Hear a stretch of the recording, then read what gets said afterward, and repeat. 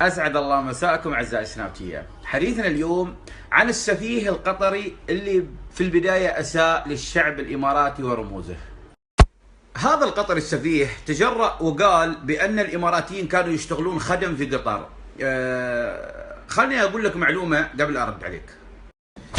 كانوا يشتغلون خدم في دولتهم، في حدود منطقتهم، في حدود إماراتهم، لأن قطر كانت تابعة لإمارة أبو ظبي يا عزيزي، وكل منا يتشرف انه يخدم وطنه ويخدم بلاده ويخدم الارض اللي هو يعيش عليها.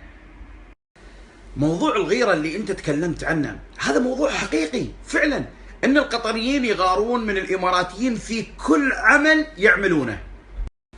الدليل على هذا من حياتنا الطبيعية، ما عملت الامارات مشروع اقتصادي او تجاري او سياسي الا قلدته قطر.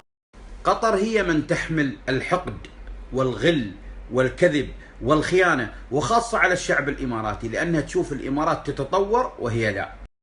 للأسف أقولها بحرقة، للأسف، بأن حليب الحمير اللي تشربونه إنتاج تركيا هو من طلع هذا الحقد فيكم. نحن كإماراتيين نحب بلادنا كثير ونحب ولاة أمورنا كثير. اسألوا عنا في كل مكان على هذه الأرض، يقولوا لكم عيال زايد، انبحوا كيف ما شئتوا.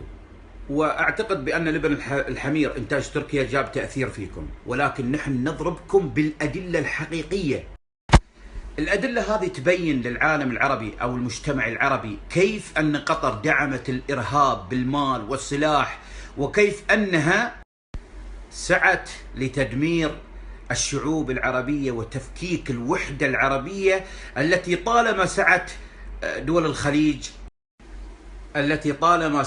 الخليج في وحدتها، لا سيما السعودية والإمارات ومصر والبحرين.